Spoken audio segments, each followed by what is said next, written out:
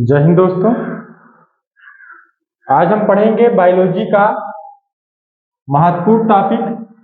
देखिए, इसमें हम पढ़ चुके हैं कि यकृत क्या है, उसके बारे में हम पाचन तंत्र जब पढ़ा रहे थे तो इस सब के बारे में बताते हैं, पित्ताशय और स्मॉल इंटेस्टाइन। आज इस एक 2-3 मिनट के वीडियो में हम समझेंगे सब क्या होते हैं। देखिए, सबसे पहले यकृत देखेंगे तो देखिए, ये हम डिफिनीशन के तौर पे हम यहाँ पे पॉइंट टू पॉइंट लिख दिए हैं कि आप लोग एग्जाम में बहुत अच्छे तरीके से पॉइंट टू पॉइंट लिख के आइए। देखिए, यकृत लीवर ये क्या है, यह सबसे बड़ी पाचक ग्रंथि है। दूसरा क्या, इसका भार लगभग 1.5 kg का होता है। देखिए, जो यकृत होता है, लीवर होता है, इसका जो भार होता है 1.5 kg का होता है। यह अपने क्षतिग्रस्त हिस्सों का पुनर्निर्माण स्वयं कर लेती है। देखिए, जो लीवर होता है, लीवर में चोट लग जाता है ना, तो ये लीवर में सबसे तेज जो सेल डिवीजन होता है वो सबसे तेज इस लीवर में होता है। लीवर में अगर चोट लग जाए ना तो ये तुरंत पुनर्निर्माण स्वयं बहुत तेजी से करता है। तो सबसे तेजी से कोश का विभाजन कहाँ होता है, लीवर में होता है। तो इसके लिए तीसरा पॉइंट लिखा है कि यह अपने क्षतिग्रस्त, यानी जो चीज में चोट लग जाए, क्षतिग्रस्त हो जाए हिस्सों को, वो क्षतिग्रस्त हिस्सों को वो पुनर्निर्माण स्वयं कर लेती है। उसके बाद में चौथा पॉइंट है, यकृत में पित्त बाइल का निर्माण होता है। यानी जो बाइल होता है, पित्त होता है, वो यकृत से ही निर्माण होता है। तो आपने यकृत समझा, इसका एक स्क्रीनशॉट लेना चाहते तो ले लीजिए। यकृत में क्या है, 4 पॉइंट है, चारों पॉइंट आपने समझा। अब हम समझेंगे पित्ताशय यानी गाल ब्लेडर। देखिए, गाल ब्लेडर क्या है, इसमें यकृत द्वारा बनाया गया पित्त आकार जमा रहता है।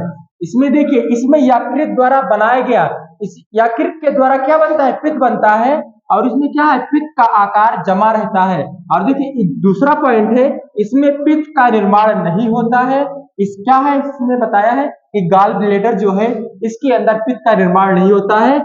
पित्ताशय यकृत के ठीक नीचे रहता है।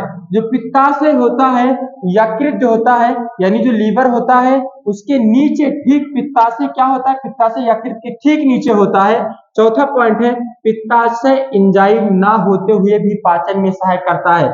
पित्ताशय जो गाल ब्लेडर है, ये एंजाइम तो नहीं है, लेकिन पाचन में बहुत सहायता करता है। ये पित्ताशय जो होता है ना, इसमें एंजाइम ना होते हुए भी पाचन में बहुत सहायता करता है। चौथा पॉइंट हमारा, पित्त भोजन को क्षारीय बना देता है, क्योंकि पित्त क्षारीय होता है। क्या करता है, पित्त भोजन को क्या करता है, क्षारीय बना देता है।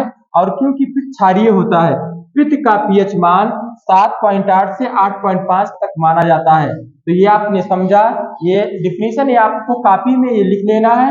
गाल ब्लेडर क्या है ये पूरा आपने समझा, इसका भी एक स्क्रीनशॉट ले लीजिए आप।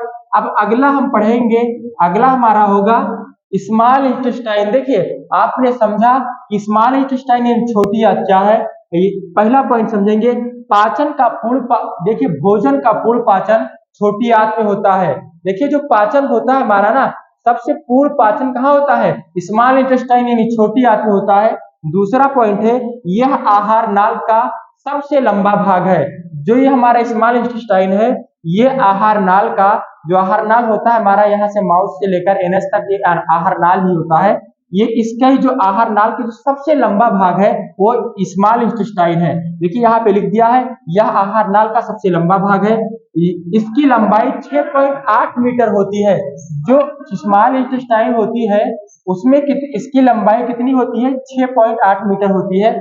संपूर्ण आहार की लंबाई 10 मीटर होती है। जो आहार नाल की पूरा आहार यानी माउथ से लेकर एनस तक जो लंबाई होती है वो 10 मीटर तक होती है। ये अगला पॉइंट है, पाचन संबंधित सबसे अधिक कार्य छोटी आंत में होती है। जो भी पाचन की क्रिया होती है वो सबसे ज्यादा कहाँ पे होती है, छोटी आंत में होती है। देखिए, छोटी आंत के 3 भाग होते हैं, ड्यूडेनम, ज्यूजेनम और इलियम। ये हमने पाचन तंत्र जब हम पढ़ाए, डाइजेस्टिव सिस्टम, ये पूरा हमने उसके बारे में बता दिया है, वो समझ लीजिए। ये अलग से स्मॉल इंटेस्टाइन हम बता रहे हैं आपको।